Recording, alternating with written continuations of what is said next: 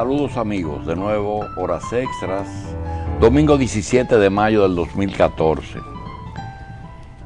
El Supercanal 33, el Supercanal Caribe, Fran Jorge Elías, Jorge Solano, Máximo Manuel Pérez, Luis R. Santos y Carmen Rita de Asa desde Santiago, le dan las buenas noches a todos hoy, domingo 17 de mayo, en una nueva producción, agradeciendo como siempre los amigos que nos han reportado desde la costa este de los Estados Unidos.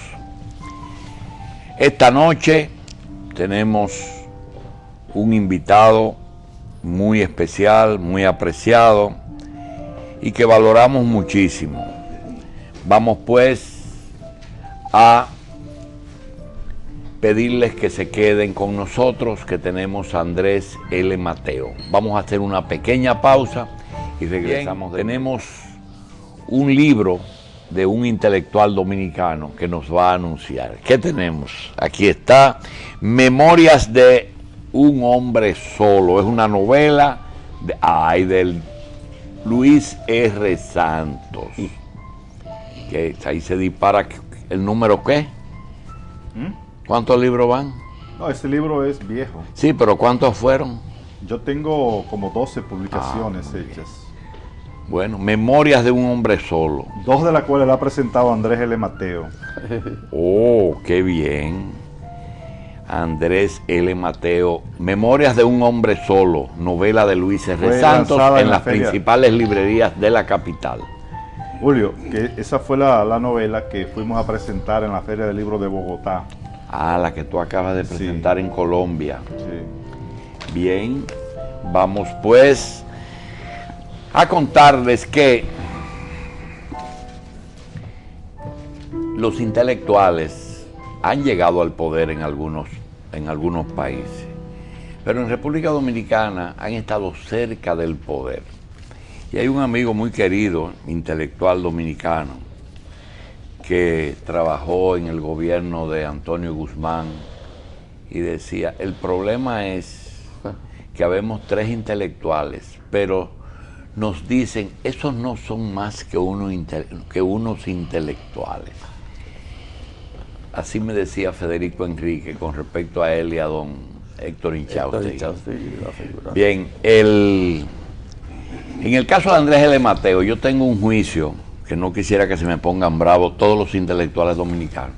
No creo que sea la primera figura de las letras en República Dominicana, pero sí, para mí, es el intelectual que mejor se maneja entre eso y la política. Perdone, joven, perdone, pero para mí Andrés L. Mateo es el que mejor maneja el tema de la política con lo que él es. Así que me excusa Luis R. Santos, que yo sé que en el fondo los intelectuales tienen como cierta competencia soterrada. No, porque, ¿verdad? No, yo realmente yo no me autodefino como intelectual, yo lo que soy es escritor, yo soy novelista. Qué bueno. ¿Y eso es qué? ¿Eso es qué? Bueno, es un contador de historias. Sí. El intelectual es aquella persona a ti te pasa conmigo con el periodismo. Yo no soy periodista, yo soy un comentarista. Comunicador social. Un comentarista. Bien, le damos la bienvenida a Andrés L. Mateo, escritor, novelista, poeta, educador, crítico literario, ensayista y político. Premio Nacional de Literatura 2004.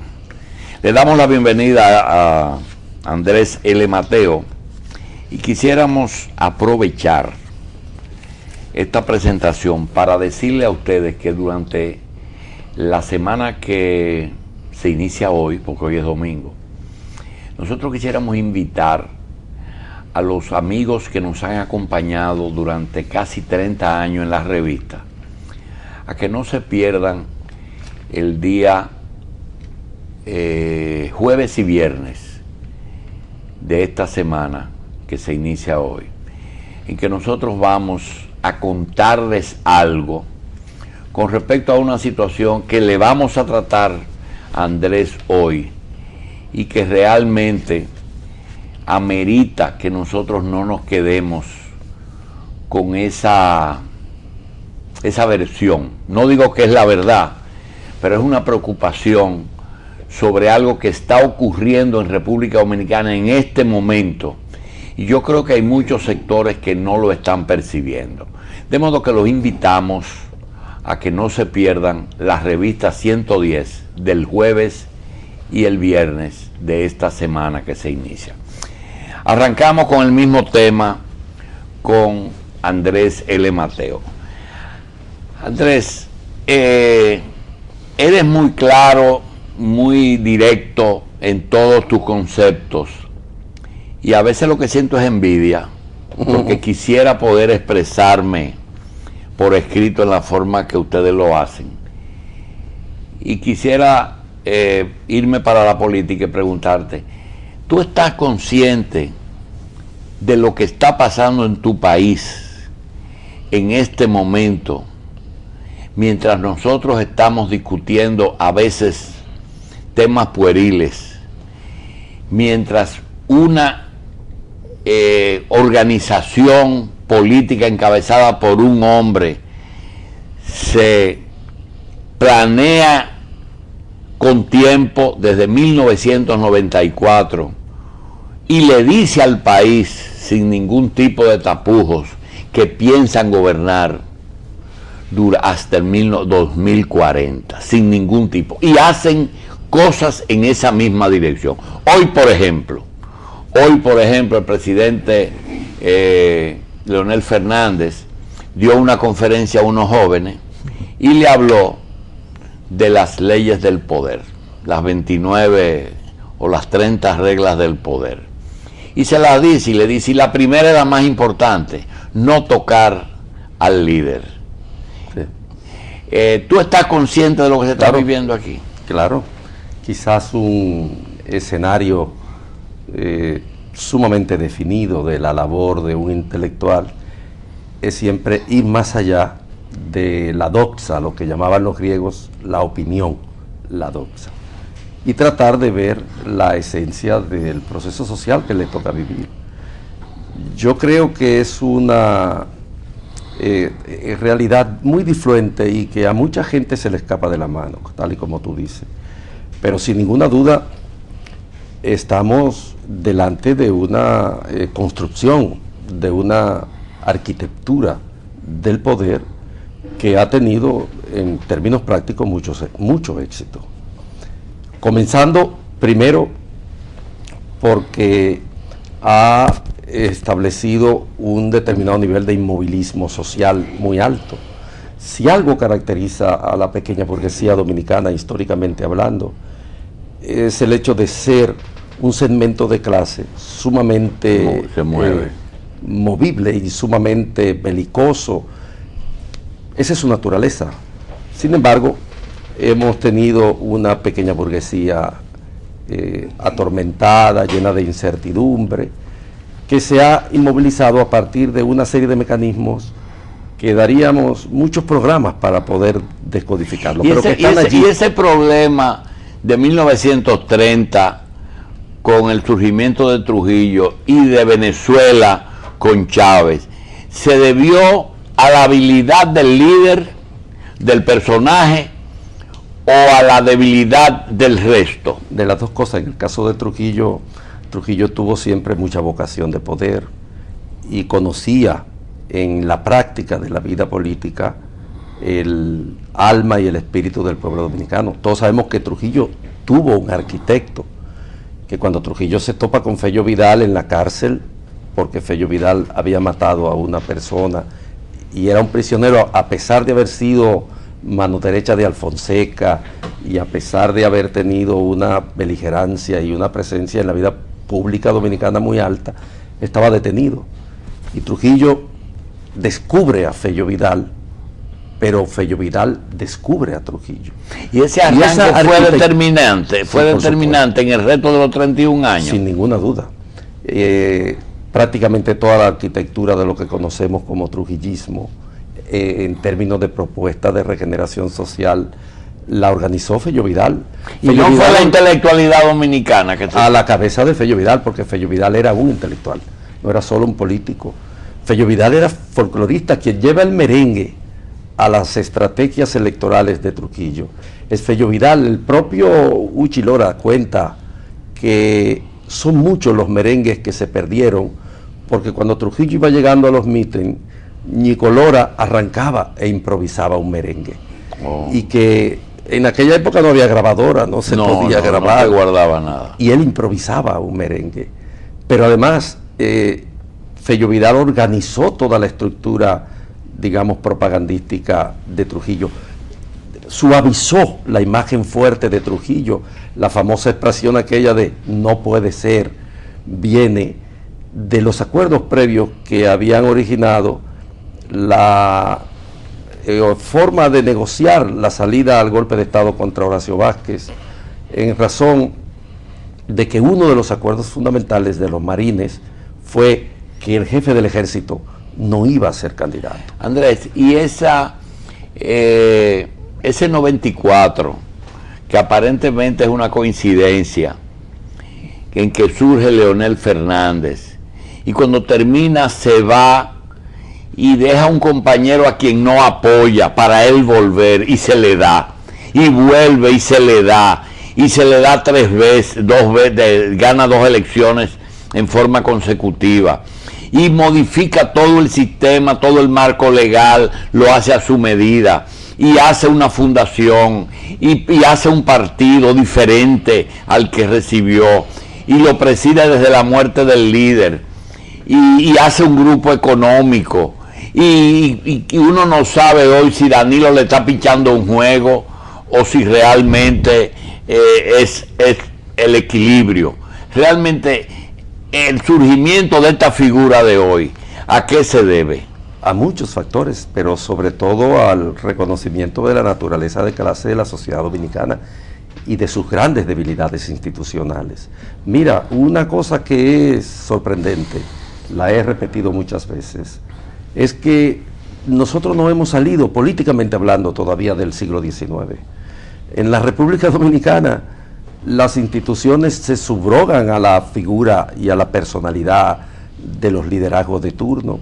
Y cualquiera que coja la presidencia se cree mesiánico, se cree predestinado, porque el presidencialismo tiene una enorme tradición en este país de expresión de poder absoluto. Y porque la tradición autoritaria en la República Dominicana es tan sobredeterminante que de los 160 y pico de años de vida republicana, nosotros apenas tenemos un interregno de 8, 9, 15 años quizá de verdadera democracia.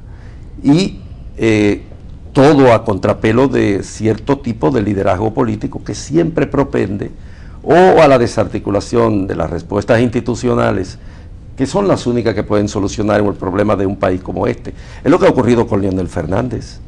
Leonel Fernández sustituyó todas las instituciones, las personalizó. Leonel Fernández descubrió el poder del dinero.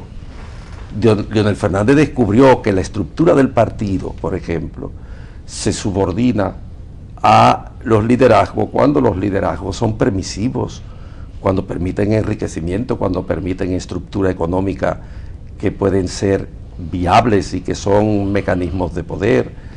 Leonel Fernández conoce la sociedad dominicana. De lo que él ha hecho es algo que se ha hecho en la historia dominicana continuamente. Usar el aparato del Estado, primero como acumulación originaria. Y ahí está todo el tinglado de una estructura económica que el presidente Fernández supo levantar. Luego, para subordinar a sus propios intereses de manejo del poder, lo hizo Balaguer en forma diferente, pero también lo hizo, la propia legitimación de sí mismo en la continuidad del aparato del Estado, lo que se llama la vocación de eternidad. Lo ha hecho para gobernar hacia adentro de su propio partido. Ahora, y yo me asombro, hay algunos liderazgos dentro del PLD que cuestionan toda esa estructura mesiánica que el presidente Fernández creó a su alrededor, pero que sin embargo en determinado momento la incentivaron. Bueno, muchas cosas han dejado de ser. Yo pienso que ya para el presidente Fernández, a pesar de que tiene un gran peso en la sociedad dominicana, a pesar de que él es una figura con mucho poder económico, su grupo económico es extraordinariamente poderoso en este país, a pesar de que tiene un liderazgo de mucha trascendencia en este país, de todas maneras las cosas cambiaron después de la presidencia del presidente Medina para él. Y yo creo que en este momento él se juega una carta que ya no es tan segura como en otro periodo. Y mejor aún cuando se mueve en un escenario en el que no hay ninguna oposición estructurada, porque ¿cuáles son los elementos característicos de ese dominio absoluto del presidente Fernández? Primero, un cierto tipo de estabilidad económica fundada en el préstamo, en el endeudamiento. Segundo, crear mecanismos de desarticulación de la movilidad social. Mira, si tú te pones a ver el mapa de la pobreza y la incidencia de los organismos de... ¿Y hay más pobres ahora? Pero claro, no lo digo yo, lo dijo el informe del Banco Mundial. Y además lo dijo en un momento muy preciso. Pero no es solo que hay más pobres, es que la pequeña burguesía está descendiendo. Es que la realidad del proceso social dominicano ha hecho de la sociedad dominicana una apuesta al futuro absolutamente llena de incertidumbre para el pequeño burgués. Cada vez que sube la gasolina, el pequeño burgués rebala, hace un resbalón en la escala social. Cada vez que aumentan los precios en los supermercados, cada vez que se le daña el carrito, cada vez que hay la necesidad de sustituir un medio de vida o la medicina, por ejemplo, si alguien se enferma, en la casa de la pequeña burguesía hay un desequilibrio del presupuesto para todo el año, para años y años, porque una enfermedad en una familia pequeño burguesa en este país, en virtud de la estafa que ha constituido en cierto modo la seguridad social, es una verdadera apuesta al futuro. Entonces, lo que quiero decir con relación a Leonel Fernández es que todo ha sido propicio para que él instaure un tipo de modalidad autoritaria que es absolutamente diferente al autoritarismo tradicional. El autoritarismo tradicional comenzó a ceder en nuestro país no con Leonel Fernández, sino con la figura del presidente Balaguer. Balaguer gobernó aquí en el seno mismo de una modalidad autoritaria, teniendo prensa libre, teniendo sindicatos en contra, teniendo grupos estudiantiles, teniendo oposición política, y sin embargo la modalidad del dominio social era autoritaria, se encarama en esa larga tradición autoritaria de la sociedad dominicana. ¿Qué hizo el presidente Leonel Fernández? Descubrir y ampliar las prácticas de esa modalidad, con los mecanismos de esa articulación de la pequeña burguesía, con los mecanismos de división de los partidos opositores. La división del PRD es parte de un trabajo de ingeniería, y eso lo sabe todo el mundo.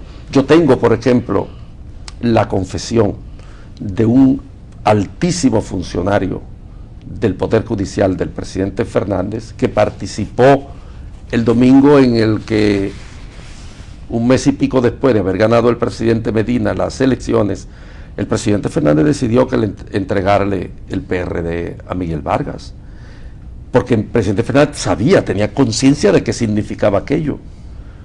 En los términos en que eso expresaba la consolidación de esa vocación de eternidad, era una jugada política que es la que hoy día le permite tener el desconcierto de una oposición que no logra finalmente enfrentarse. Y luego están los préstamos.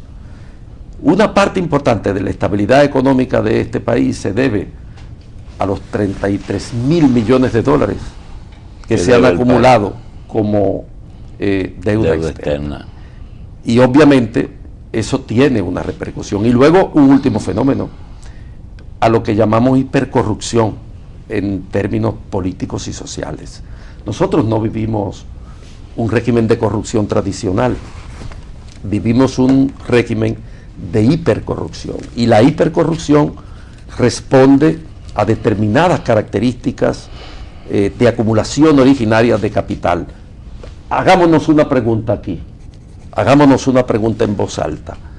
¿Cómo es posible que la sociedad dominicana, y eso me lo preguntaba en una universidad norteamericana en estos días, un reconocido escritor de libros sobre la generación de grandes fortunas en el mundo americano, él me preguntaba a mí cómo era posible que en la República Dominicana, y en virtud de la apropiación de la riqueza social, se hayan generado 2 o 3 riquezas, 2 o 3 fortunas, como la que 4 o 5 personajes encarnan en este país. Es insólito, porque esta es una economía pequeña, y estamos hablando de que, por ejemplo, aquí hay exfuncionarios de los gobiernos del presidente Fernández, a quienes se le calcula 15 y 20 mil millones de pesos. Y tú dices, pero es posible que 4 o 5, 15, 20 mil millones de pesos se puedan constituir en acumulación originaria en la sociedad dominicana. Eso se llama hipercorrupción. Y la hipercorrupción tiene un efecto social desarticulador que no vamos a analizar aquí ahora. Máximo. Buenas noches.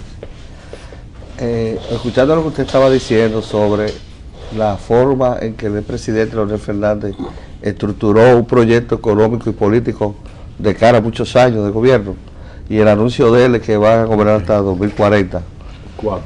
Hasta 2044, rega Luis ahora. De todos modos, ¿usted cree que realmente el PLD y Leonel Fernández han creado una estructura para perpetuarse en el poder? Y si usted me establece alguna diferencia entre Leonel Fernández y Danilo Medina como gobernantes. Bueno, sin ninguna duda. Ahí vamos a comenzar por lo último, hay diferencias. Danilo Medina es un presidente muchísimo más terrenal, está mucho más vinculado a una preocupación social, carece, por lo menos en apariencia, de la megalomanía del presidente Fernández, que era una megalomanía financiada por el aparato del Estado Dominicano. Es sin ninguna duda un verdadero, digamos, administrador, en los términos en que la preocupación de un dirigente debe ocupar su práctica como administrador. Por ejemplo, no hay ninguna duda que ha originado una reducción del déficit, que es significativa en los términos en que la crisis política dominicana... ¿No hay endeudamiento? Por supuesto, voy a eso ahora. Pero hay una reducción del déficit. Hay endeudamiento. La economía dominicana está fundada sobre la base de un tipo de funcionamiento que sin la deuda no va a funcionar. Incluso las consideraciones de los capítulos del presupuesto en este país cuentan a la hora de su estructuración con los préstamos. Es algo insólito, pero en la República Dominicana es así. Y lo que te dice la escalada de préstamo en los últimos 8 años es sin ninguna duda que el préstamo es imprescindible. Y yo creo que cualquier gobierno que llegue ahora en las condiciones actuales va a seguir endeudando el país durante un tiempo. Estamos casi sobre el 50% del Producto Interno Bruto. Ya. Lo que quiere decir que eso se comenzará a manifestar como colapso en los términos en que se conoce ese tipo de crisis, en los términos de la crisis griega o de la crisis italiana, en poco tiempo. De manera que el presidente Medina podrá cumplir su periodo haciendo préstamos y estabilizando el presupuesto de esa manera, pero yo creo que en poco tiempo habrá que parar ese tipo de política en la República Dominicana. Y sobre mi primera pregunta, perpetuarse en el poder hasta el 2044. Todo depende de muchos factores. En realidad, en materia de proceso político, uno no hace afirmaciones rotundas en términos, digamos, tan distantes de la predicción. Pero él se atrevió. Bueno, porque en este momento él tiene el toro por los cuernos. Bien. Doctor Mateo, no es que es osado él. Hoy precisamente el doctor Fernández daba una charla a un grupo de juventud que le sigue.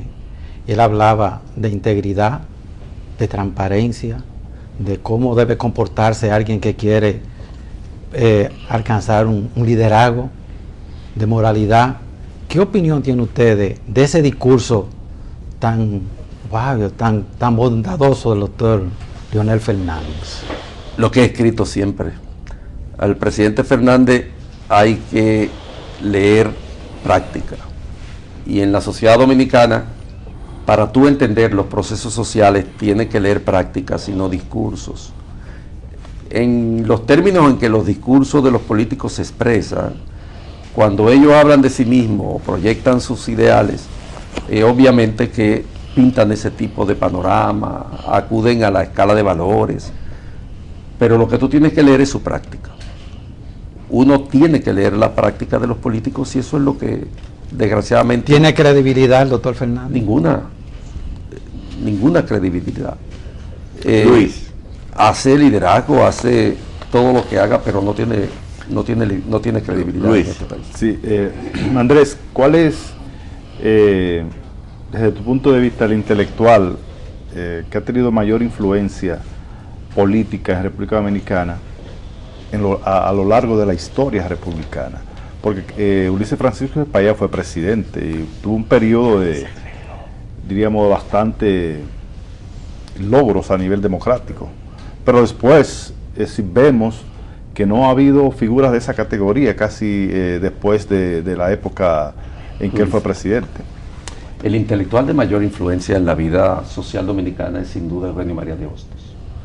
No hay ninguna duda, y aunque nunca manejó el poder, sus ideas sí que fueron luminarias y dieron pie a muchísimas formulaciones de carácter redentorista en la sociedad dominicana, hasta el punto que el hostosianismo pasó a ser un matrimonio híbrido, siendo un pensamiento racionalista con el arielismo, que era un pensamiento idealista, y se constituyó de alguna manera en la ideología del trujillismo.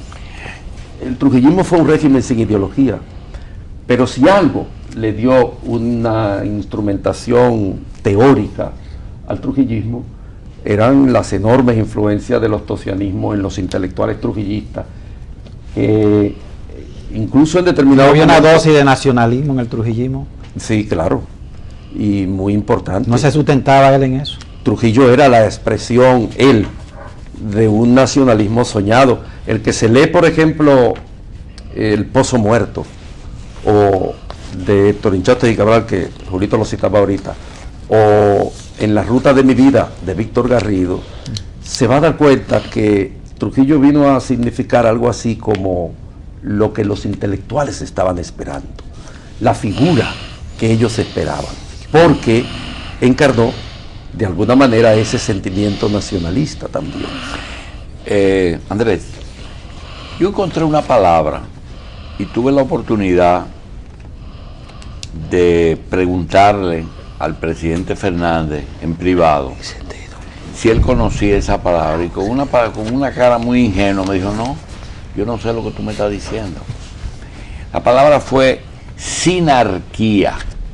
Cuando yo le dije sinarquía, un economista que está ahí dice: no, es sinergia. Digo yo: no, gobernador, no, gobernador, no es sinergia, es sinarquía. ¿Tú conoces la palabra sinarquía? Bueno, no conozco el significado. No, pero conozco, por supuesto, la derivación de la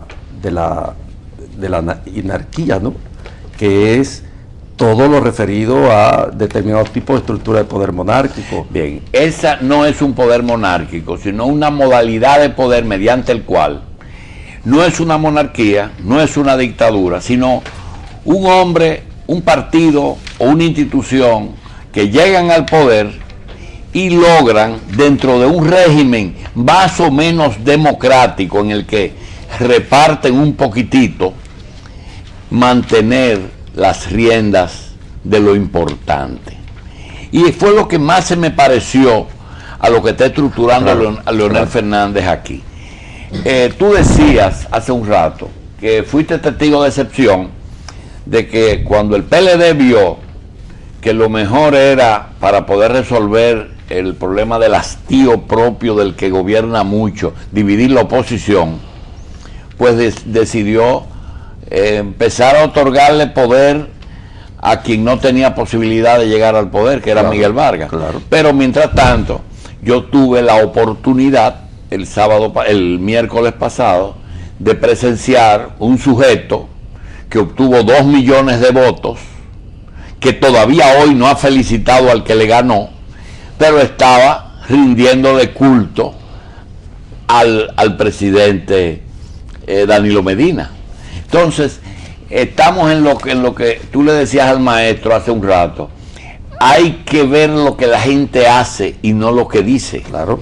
¿Verdad? Porque Leonel es una belleza diciéndote cosas y como caballero y te ve y tú te sientes hasta mal de criticarlo a veces porque es una estrella. Sin embargo, en los hechos tú te pones a ver que es otra cosa. Porque cuando tú te pones a ver hasta dónde se necesita dinero para mantener el poder, yo creo que ellos se excedieron. Tienen más del que se necesita. Sí, un poco más. ¿Verdad? Compartieron, hablando de sinarquía, con todos los sectores importantes de poder. Porque eso que tú estás viendo del problema haitiano, en que parece ser que nosotros estamos con 2 pies en el mismo zapato, y te pones a ver del 94 al 2002, y ese problema se agravó en los tiempos del PLD. Si tú te pones a ver la tasa de cambio famosa, como la dejó el que se fue, hoy está al mismo cambio de cuando se fue Mejía. Sí. Entonces, es como un juego de aquel que veíamos en la Duarte. No sé si tuviste oportunidad de ir al Parque Enriquillo. ¿Dónde está la Colorada? Recuerda, ¿verdad? Realmente, la oposición está jugando un papel consciente o son unos tipos que uno no sabe en qué están pensando. Porque yo te voy a decir una cosa: si Miguelito Vargas, Hipólito Mejía, Catrén, Soto Jiménez... no, Soto está conmigo. No, pero estoy hablando del PRD entero. El mismo Guido, que están pensando que su problema es hacerle daño a Miguel y Miguel hace daño, pero no están preocupados por quién es su contendor. Bueno, es que si tú miras, tú comenzaste el programa con una pregunta extraordinariamente importante y que debe ser una reflexión de quienes analizamos los procesos sociales en este país. En realidad, ¿qué está pasando en la República Dominicana en este momento? Porque una cosa es la apariencia y otra la esencia. Pero en la esencia, ¿qué está pasando? Está pasando que la verdadera lucha por el poder se está dando en la esfera del partido de poder. Y que, de alguna manera, los otros actores han pasado a ser un poco espectadores de ese proceso, sin darse cuenta, e incluso una inteligencia organizadora los ha puesto a encarnar ese papel. Y no estoy diciendo nada que parezca metáfora, simplemente hay que darle una lectura a la realidad. Si tú miras el traje sastre que se ha hecho con el poder a partir de los poderes establecidos, de las instancias de poder establecidas, poder judicial, el poder ejecutivo, poder constitucional, poder de la Cámara de Cuentas, poder electoral, poder electoral todo. Y el poder económico, porque el problema consiste... Son los aliados. No hay un sector que se oponga a que el PLD continúe en el poder. Ayer tú dijiste algo ahora mismo, la lucha interna. Mucha gente no sabe que la hay. Me dice una persona, Julio Jacín, en el 73, cuando se fundó el PLD, ¿qué edad teníamos los que éramos los secretarios generales de los comités intermedios. Digo, supongo que era un promedio de 30 años. Cuando Voces se separó y organizó el PLD, yo supongo que los secretarios de comité intermedio eran hombres jóvenes de 25 a 30 años. Dice, ¿cuántos años hace de eso? Digo, va a ser 40. ¿Y 40 y 30? 70. Dice, los secretarios de los comités intermedios envejecieron. Sí, sí. Pero me dijo otra cosa, me dice, ¿tú notaste que el presidente Fernández juramentó el nuevo PLD la semana pasada? A profesionales y a los hijos de los ricos. Cuando yo vi la fotografía y veo que al lado de él está el hijo de Peinado, Jacinto Peinado Álvarez, entonces tú dices, bueno, ¿qué más nos falta por ver? Claro. Está juramentando el PLD del futuro. Claro. Cuando tú ves que para como un método digamos, de autodefensa, instinto de conservación, Carlito Pared y Danilo Medina tienen que darle cabida a un hijo de Carlito Pared para el comité central. Entonces tú tienes que decir, hay una lucha interna. Sin duda. Y es en la esfera del poder.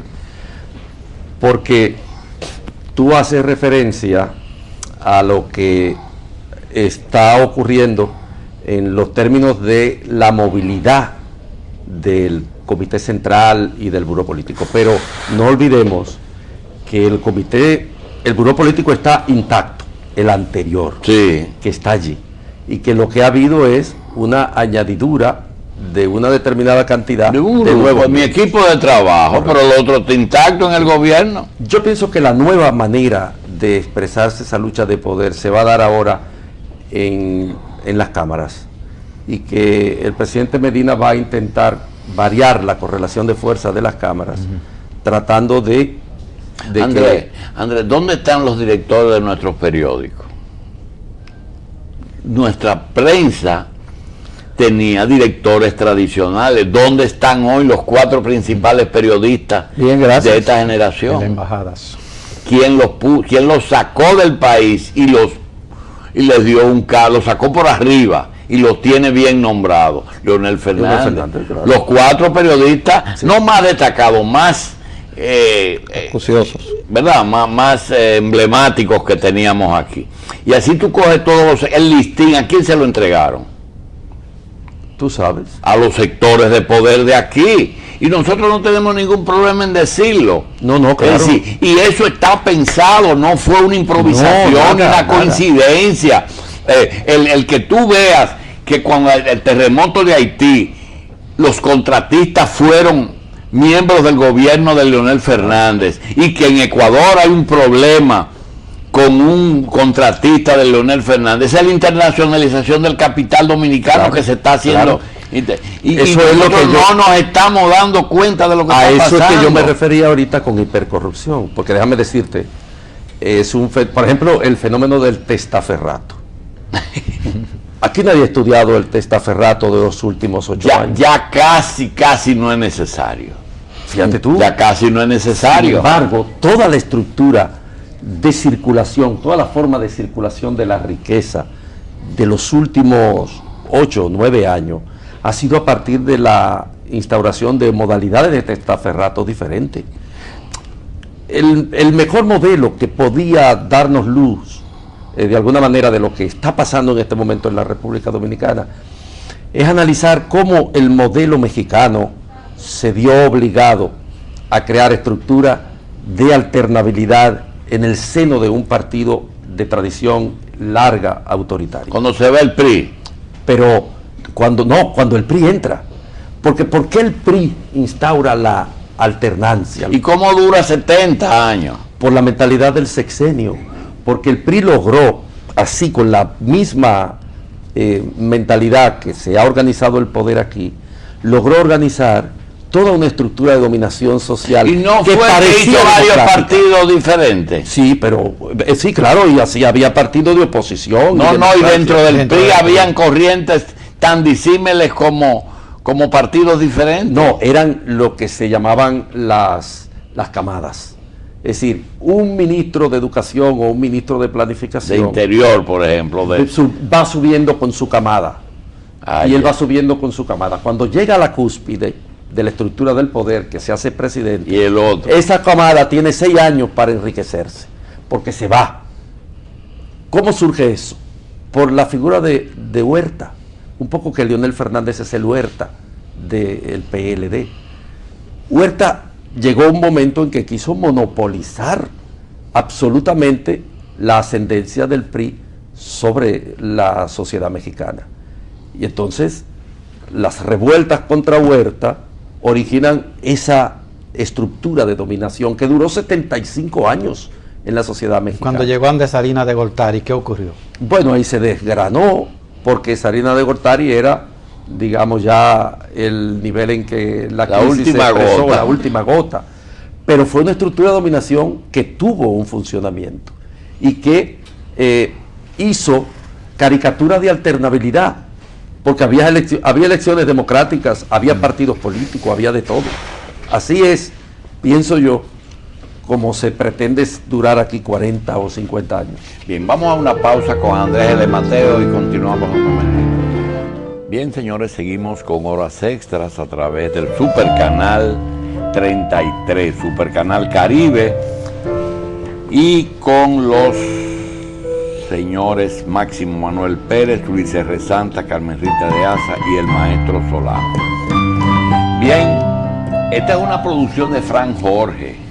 Mucha gente no lo ve aquí, pero esta es idea y producción de Fran Jorge Elías.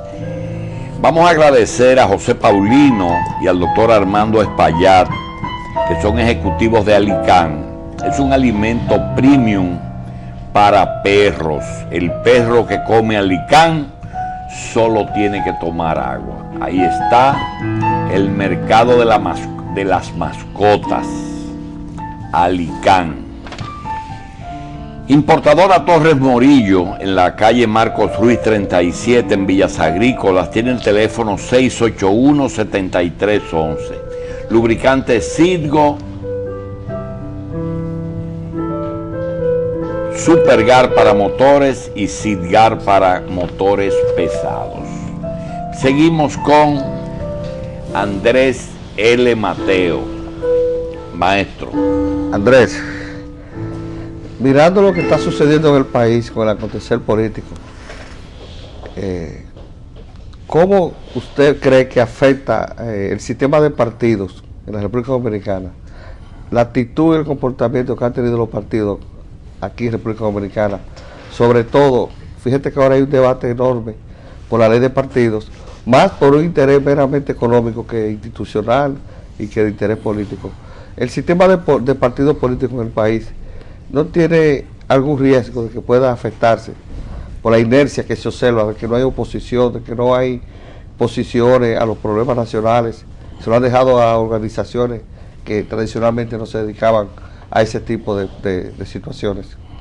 El sistema de partido político en la República Dominicana tiene una forma de operar que le va a garantizar todavía muchos años de vida práctica y de vida útil en la sociedad dominicana, en razón de las características de la práctica política en nuestro país. Pongamos por caso el partido oficial. Mira, el PLD es un partido, desde el punto de vista de su estructura dirigencial, absolutamente financiado por el aparato del Estado. En estos días alguien me llevaba el estimado de las nóminas CB y CD que se pagan con dinero del Estado a los organismos intermedios. ¿Todavía existe eso? Perdón, todavía ahora. Claro, y ahora está absolutamente automatizado. Se calcula que está sobre 28.000 personas Wow. que están de organismos intermedios financiados con el aparato del Estado. Así es bueno. El PRD, por ejemplo, las siglas PRD, probablemente sean uno de los mejores negocios que hay en la República Dominicana. ¿Cuánto recibe en términos prorrateables el PRD mensualmente? oficialmente por la Junta, 400 pero y pico recibe de otras millones. cosas. Bueno, todos lo sabemos. Dirigir un partido de esa magnitud tiene facilidades de búsqueda de Y no estoy contrato. hablando del préstamo del Banco de Reserva, no. porque ese hay que pagarlo. No, Estoy hablando de las otras cosas que no hay que pagar. Muchas otras que no hay que pagar. Luego está el... Porque las lisonjas se pagan, ¿verdad? Sin duda, y mucho, y muy bien en este país. Y luego está, por ejemplo, toda la estructura clientelar. Mira, la gente cuando uno habla del clientelismo, piensa que uno lo que hace es hacer la descripción de una actividad que es históricamente común en nuestro país. O sea que en todos los periodos, en todas las épocas, hay clientelismo. Pero el clientelismo es una negación de derechos también.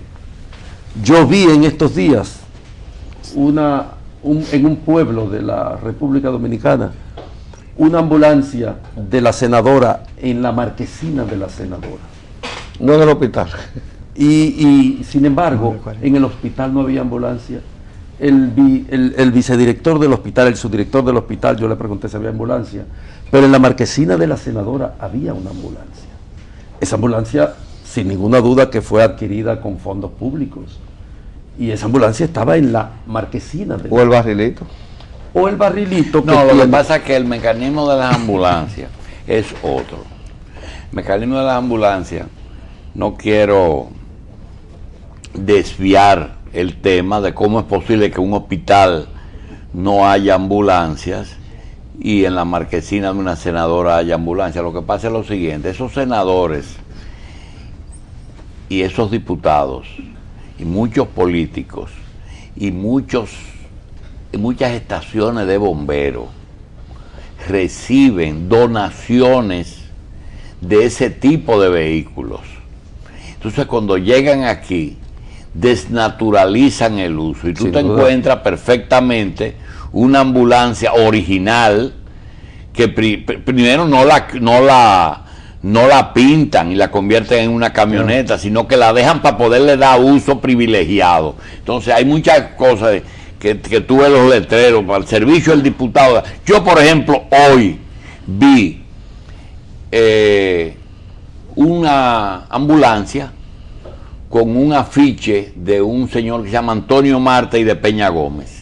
Este tiene un partido ahora que se llama Primero la Primero la gente. Pero entonces eso, todo el mundo sabe que eso no tiene nada que ver con PRD. Eso van y le dicen a Hipólito, te estamos apoyando. Pero eso es para ir a la aduana y conseguir concesiones y chantajear a la gente de los sindicatos y para que le entreguen exoneraciones y van a China. Son vehículos chinos que lo mandaron a él a China a buscar vehículos y lo trajo para él. Y así, ese mecanismo, eso es otra cosa que ellos han permitido, porque ese contubernio, ese pacto no firmado entre la gente que se ocupa de esas cosas, maestro, es un problema. Pero Tú coges, por ejemplo, de los medios. Nadie quiere hablar de los medios. Nadie quiere hablar de los medios porque yo no quiero problemas con fulano. Nosotros tenemos que hablar de los medios porque es una... ¿Cómo que se llama cuando todos los sectores se preparan para una conspiración? Una ¿verdad? confabulación. Una conspiración del silencio. Sí, no, y a veces no es del silencio, cuando tú coges que todos los medios están ahora en manos de una sola persona, y tiene nombre, apellido y apodo. Doctor Mateo. Pero yo quería terminar, porque es muy importante la pregunta. El problema consiste que en este país los partidos han perdido la visión de una propuesta de regeneración social. Ya no hay proyectos sociales en la República Dominicana. Y la militancia en un partido, ¿qué es lo que te garantiza? Antes existía Peña Gómez, que era redentorista, tenía un discurso que practicaba y difundía la redención social y era un proyecto social. Balaguer, incluso desde la estructura del pensamiento conservador, era una propuesta de proyecto social. Ya no hay proyectos sociales. En la sociedad dominicana el partidarismo se ha convertido en una participación más en el despojo de la riqueza social del aparato del Estado. ¿Cuántos movimientos apoyaban al presidente Fernández? Al presidente Medina lo apoyaron 146 movimientos. Son 146 presidentes de esos partidos que están en posiciones públicas, manejando nómina. Al presidente Fernández lo apoyaban más de 168 movimientos. ¿Y cómo está el Estado? Revísate tú el aparato del Estado. Hay parcelas que tienen 8 y hasta 12 años, grupos pequeños políticos, manejando INESPRE, manejando el cooperativismo, Sí, caminos Pero vecinales. tú estás tratando hace rato un tema que nosotros le estamos dando de lado. Andrés, ¿tú consideras realmente que eso va a traer una indigestión? Es decir, que tanto abuso de eso Sin duda. va a traer que, sin importar quién sea la oposición, nosotros vamos a tener que eso va a estallar. Sin duda, en algún momento tendrá que estallar. La sociedad dominicana no puede, por ejemplo, seguir manteniendo una estructura partidaria como la oficial, que además de los salarios y todo, está mantenida, porque el PLD es un partido totalmente financiado por el aparato del Estado. Y ahí están los documentos, están ahí. Mira, a ese señor del IDECOP le hicieron una entrevista Pedro Corporán. a Pedro Corporán cuando él se Del estaba PUN. defendiendo y le preguntaban por una serie de Información. no de integrantes Su familia. del IDECOP, de empleados del IDECOP que él nunca en su vida había visto, y con toda franqueza él dijo: esos son de la nómina, yo nunca lo he visto. En la entrevista que le hizo Alicia, él dijo: no, esos son de la nómina, eso, porque son la cuota que cada institución tiene asignada A la nómina. para financiar al partido oficial. Pero toda la tradición partidaria en nuestro país se ha ido corrompiendo, sin ninguna duda. ¿Y es el PRD la solución? No lo creo. El PRD... ¿Y qué tú buscas por esos líderes? Litorales. Yo pienso que bueno, yo no tengo ninguna militancia en el PRD. No tiene Eres militancia, convergente. pero está identificado bien con... Soy amigo de Sí. muchos dirigentes del PRD. Yo no sé ni dónde se Como reúne. diría Es Vinci, la ese es pri- tu litoral. Carlito, esa es la primera vez que yo respondo esas cosas, Sí. porque nunca le doy importancia a todas esas cosas que dicen. Yo no sé ni dónde se reúne el PRD, ni dónde se reúne. Ni la en mi convergencia, vida. ni la convergencia. Bueno, la convergencia es otra cosa, porque yo sí creo que en las condiciones en que se ha concentrado el poder en la República Dominicana, la única forma de desalojar del poder a este grupo que aspira a tener 50 años de dominio social y político y económico es unificando en términos políticos y sociales a la sociedad dominicana. Mira, Andrés, Y es bien aquí difícil. hay una costumbre de la mujer dominicana, que tú la conoces bien, es cuando tienen 29 años, 30 años, su mamá le dice: la cadera se te va a poner dura, tienes que tener tus hijos, cásate o ten tus hijos. Y agarran cualquier cosa que pasen por la puerta. Y ahí vienen las madres solteras por pila que tú estás viviendo. Te voy a decir, tú entiendes que para nosotros salir de este problema del PLD debemos coger cualquier cosa. No, por supuesto que no. Porque sería- mira, si tú estás pensando en que Hipólito Mejía y Miguelito Vargas van a solucionar el problema de este país, no esto es lo más lejos de la verdad, ¿eh? Sin duda yo estoy de acuerdo Ah, contigo. bueno. Pero creo que el esfuerzo de tratar de solidificar instituciones, que es la única respuesta a las posibilidades de consolidar un país viable, consolidar instituciones, pasa por enfrentarse a la realidad que estamos viviendo. Las instituciones que nosotros tenemos en este momento están totalmente secuestradas. Este es un país secuestrado. Económicamente en los bolsillos de 6 o 7 familias. Y políticamente dominado por una estructura que también cambió su naturaleza de ser. La naturaleza del PLD varió enormemente. Y tú hablabas ahorita, por ejemplo, de esa esperanza que la gente recupera siempre cuando ve un nivel de deterioro como el que vive la sociedad dominicana. Nosotros lo vivimos con el PLD, primero lo vivimos con el PRD en el 78, pero después lo vivimos encaramado en un aliento de carácter ético con la llegada del PLD al poder. La esperanza hasta de los contrarios era de que las cosas iban a ser diferentes. Pero mira, Antonio Guzmán terminó él mismo trancándose en el palacio y quitándose la vida. El que lo siguió, las bellaquerías de levantarse por la mañana a pellizcar, terminó donde tenía que terminar. Hipólito Mejía, los 3 o 4 principales problemas terminaron como los españoles con sus inventos, que trataron una cosa y salió otra. Le salió el amolador. Sí, salió la boina, salió la alpargata y salió el amolador de tijera. No pudo lograr nada. Entonces, yo te voy a decir, el PRD no tiene una persona que tú, vamos a suponer Hipólito, que tiene 2 millones de votos, porque lo tiene. Entonces, ¿tú quieres ser presidente? No. ¿Tú quieres apoyar a Abinader? No. ¿Tú quieres ser presidente del partido? No. ¿Y qué tú quieres? Que Miguel no sea. Y tú coges a Guido, yo voy a participar. Ah, qué bueno, ya tenemos a alguien que se atrevió. Pero ¿cuál es el problema? Sacar a Miguel. Entonces, Miguel, yo o que entre el mar. Si no es él, no acepta absolutamente nada. Y depende de Leonel. Totalmente. ¿Verdad? Pero el otro también depende de Leonel, de Danilo. Y cada 2 o 3 meses se reúne y le da un... Así no se puede, porque uno, por lo menos el otro tú sabes por dónde viene y cómo combatirlo. Ahora, como dice, tú y yo estamos claros en lo que se está gestando. Se está gestando un gobierno que a lo mejor Danilo, sin quererlo, le está haciendo bien, está blanqueando los errores de Leonel, porque le está resolviendo problemas y está presentando una cara diferente de un partido. Yo pienso que esa vocación de eternidad está estructurada sobre una inteligencia organizadora, que no tiene nada espontáneo, y que incluso el papel de la oposición ha sido previamente concebido. En el plano de... Leonel Fernández. Sí, por supuesto. Seguro. En el plano de la realidad social las cosas nunca suceden así.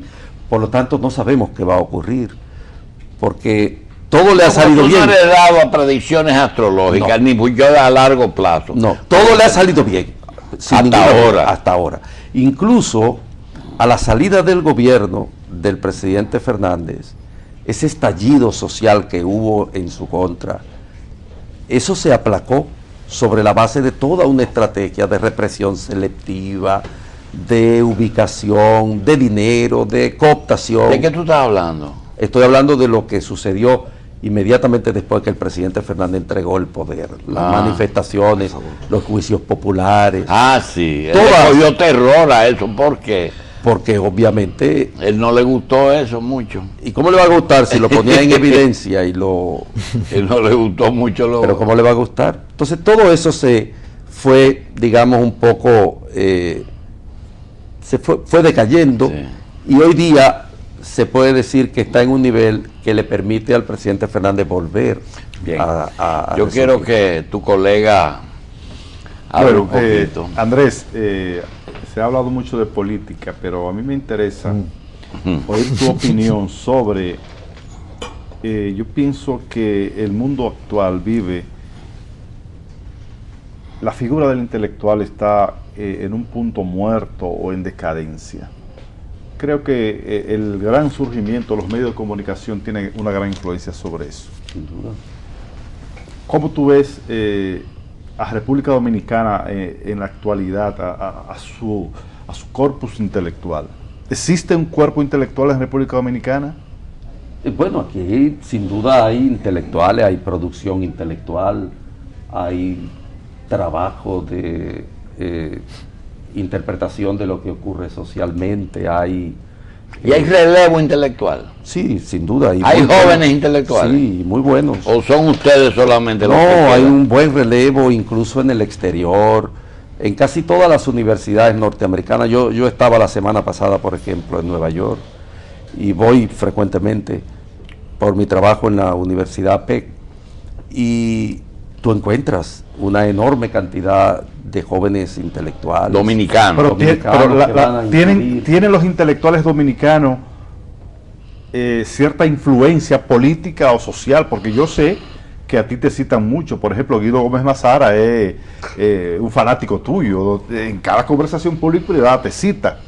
Entonces tus pensamientos, tus ideas tienen cabida, tienen repercusión. Pero la del cuerpo intelectual dominicano. No. Ese es un problema, digamos, que a mí me duele mucho en lo personal.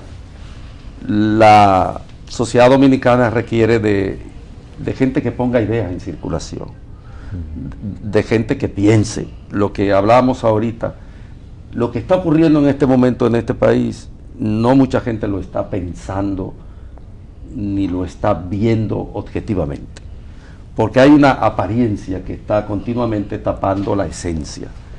Y el papel del intelectual es tratar de llegar lo más que pueda a la esencia, atravesar esa apariencia. Cuando yo veo a Marcio, a José Israel, a Federico Enrique, a Andrés L. Mateo, a Brea, a Leonte, uno dice, bueno, pero el único que nosotros vemos que habla de política, no, Brea quizá escribe el libro, pero es muy conservador también. El único que está abiertamente discutiendo sus ideas eres tú. Los otros no es que son clandestinos. Mira, aquí ha habido un proceso muy amplio de cooptación, y el presidente Fernández también tiene un gran papel en eso. El presidente Fernández neutralizó una parte importante de la intelectualidad dominicana con prebendas en algunos casos, puestos diplomáticos, con jubilaciones, pensiones. Yo no critico esas cosas en términos Personales. humanos y personales. Yo sé lo difícil que es la reproducción de la vida material en este país, y lo sé por mí mismo. Es verdad. Andrés, los intelectuales del PLD, ¿dónde están los intelectuales del PLD? Cobrando. Guisando. Cobrando. Doctor Mateo. Gente cobrando. No, pero Yo quisiera- que me abunde un poco sobre eso, porque el PLD es un partido, incluso si tú te pones a ver, es donde usualmente había una gran preocupación por la formación. Ya Viene nada de eso existe. Ahorita hacía Julito una síntesis muy vivificante de lo que ha ocurrido. En los términos de lo que ha ocurrido en la sociedad dominicana en los últimos 10 años, ese PLD que nosotros conocimos no existe para nada. Y esos Sí, intelectuales... pero cuando tú tienes uno de los principales historiadores que tiene ese partido, lo que está es en seguro en vez de estar en cultura. Entonces, que busque Euclides en seguro y no está en cultura, sea del comité político. Entonces, yo te quiero decir, hay cosas que yo no las entiendo. Bueno, pero sí se entienden, porque no te olvides que el hombre es él y sus circunstancias. Muchos de ellos probablemente ya no harán determinado tipo de discurso crítico, pero viven muy bien. Viven muy bien. Doctor Mateo, yo quisiera que usted me diera su enfoque sobre este tema. La principal noticia de la semana fue el bajadero que le encontró el presidente Medina a la situación de la sentencia 163. Se somete el proyecto de ley, inmediatamente conocido de urgencia en la Cámara de Diputados. Todo eso es real, ya va al Senado. Se supone, se espera que sea conocido por el Senado de manera positiva. Se hace ley, se convierte en ley, es promulgada. El Tribunal Constitucional, que tiene que esperar todo ese proceso, la declara inconstitucional. Los entes políticos se sienten preocupados por esa situación, convocan al Consejo Nacional de la Magistratura y destituyen al presidente del Tribunal Constitucional. Eso es ficción, pero es posible. No creo que sea posible. El equilibrio con el que el presidente Medina ha tratado de resolver el problema que le creó la ley 160, la sentencia 168, es, digamos, un trabajo de filigrana. Es algo así como ese trabajo de relojería fino. A mí me sorprende, Andrés, el resultado de la decisión presidencial, porque yo no vi las canas en el mecanismo del producto final. Si tú coges la historia de nosotros, tú dices, bueno, Estados Unidos decidió terminar con Trujillo y le entregó unas armas a un grupo de dominicanos valientes y terminó con eso. Después vino un Consejo de Estado que, si tú recuerdas bien, hasta impidió que algunos dominicanos entraran ya en la democracia porque di que eran comunistas. Algún tiempo vino un gobierno electo y no lo resistieron y lo tumbaron. Después vino 44,000 tropas. Entonces hay una serie de hechos que son tangibles, que nos acorralan y nos obligan.